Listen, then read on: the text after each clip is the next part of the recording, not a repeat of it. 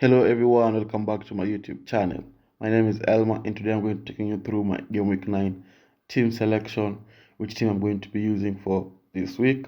But before we get into that, I'd like to thank all of you for the continued support on the channel, and I hope that this month will also be successful. We're still aiming to get 500 subs before the end of the year.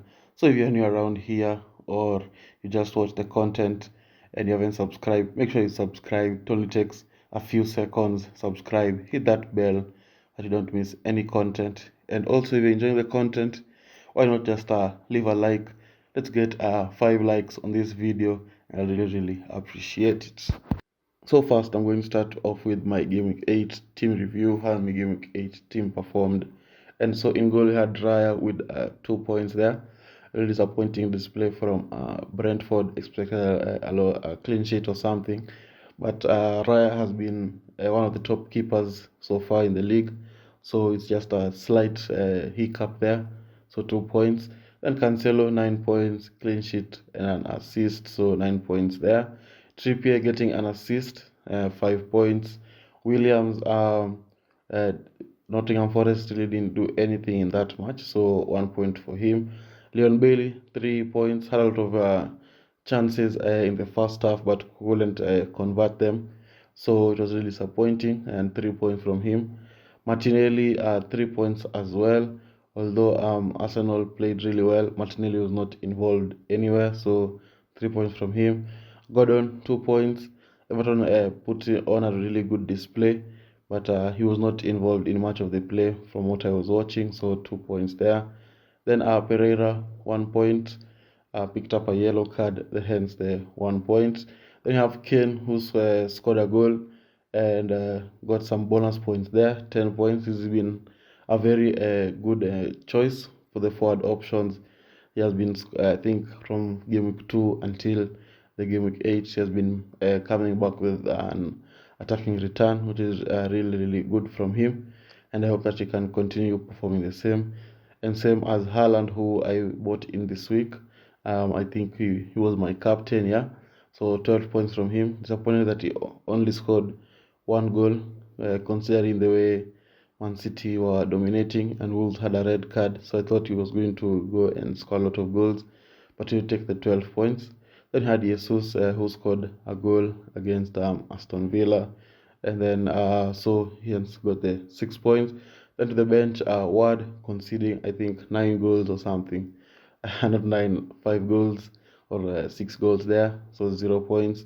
And then Diaz, Trent, and James all had a blank game week, so they did not play. So managed to get 54 points, which is not a really bad score. Managed to keep my rank at the same position at 4.5 million, which is also not bad, but we hope that for game week 9 we can be able to improve. So now let's talk about game week 9. And I can talk about some transfers that I'm thinking of doing for game week 9. So the main transfer I'm thinking of doing is Jesus.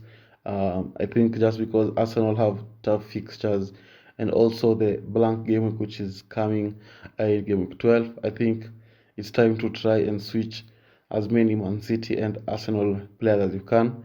And I think I'm going to start with Jesus as I go gradually from the Arsenal players to the Man City players, transferring them out. So the player I'm going to be bringing in is Ivan Toney from Brentford. Brentford have easy fixtures apart from maybe game week 12 where they play Chelsea, might be a tricky fixture, but I wouldn't put it past Toney not to score a goal in that match. So I think he's a very decent option, and I think he's the one I'm going to be going for. Let me know in the comments, or you can send a DM on Instagram to know who might be a better alternative than Ivan Toney at the moment, and I'll see what to do before the deadline. So now we can go to my game week 9 team selection, how I'm going to be lining up for game week 9. So in goal, we're going to be having Raya from Brentford. They play Bournemouth. Bournemouth do not score a lot of goals, so I hope that Raya can be able to keep a clean sheet in that match and also get some save points here and there, and just have a very good game and come back with a lot of points. Then to the defenders, Cancelo, who are going to be playing United. which is not ideal because I think United are going to score. But I also think Man City are going to score, but you don't know who's going to be in the center of the attack. So yeah, that's Cancelo against United. It's going to be a very interesting fixture. They're going to have Trippier who play Fulham. Newcastle have looked very good going forward, and Trippier being on set pieces and a free kick gives him the good advantage of the defenders. So I think he's a very solid option to have in there. Then you have Trent who play Brighton. I think with a new manager, where maybe things have not really gelled, but they haven't played for a long time, for like I think 3 weeks, so they might have maybe able to practice here and there. Talking about Brighton there, so I hope that Trent and Liverpool can be able to outsmart the new manager, and Trent can be able to get those points. Then you have James against Crystal Palace.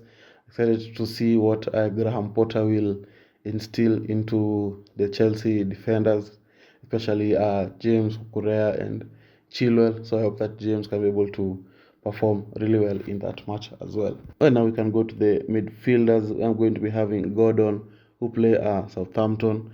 Southampton concede a lot of goals, so I hope that Gordon can be able to perform really well, especially considering how the Everton played last week, or the last week but one. I hope that Gordon can be able to get more involved in the play rather than just waiting for balls to come to him, so that he can be able to perform. Then you have Martinelli against Tottenham, another very big match, the North London derby. So I hope that Martinelli, I hope that can be an exciting match where both teams are attacking, and I hope that Martinelli can be able to get some points from that match. And then we have Luis Diaz play against Brighton. That's the same as Trent. Hope that Diaz can be able to perform really well. And then we can move on to the forwards. I'm going to be having Kane against Arsenal. I just hope that Kane can be able to perform and come back with those points. We always know that he loves playing against Arsenal and he loves scoring against Arsenal. So I hope that he's going to do exactly that. And then you have Tony, who I'm going to be bringing in, who they play Bournemouth. Bournemouth very weak defensively. So I hope that Tony can be able to capitalize on that and score a goal or even score a hat-trick like he did against Leeds, able to come back with big points. Then you have Haaland, who play against United. Hope that Haaland doesn't turn up because I'm a United fan, but from the FPL side of things, you hope that he can be able to perform. But for now, I'm going to be going with him not performing against my team. Then to the bench, we're going to have Ward against Nottingham.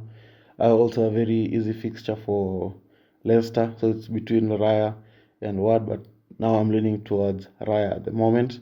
Then you have Bailey, who play Leeds. I think Aston Villa will be a big match for Leeds, so let's see how that will play out. But Bailey is also in for a shout to get into the team, maybe ahead of Cancelo. Then you have Pereira against Newcastle, and you have Williams against Leicester. So that is my team. I hope that can be able to perform and come back with big points. So I hope that you have enjoyed the video, and if so, just make sure you drop a like. Aiming to get 5 likes in this video. And with that, I like to say bye bye.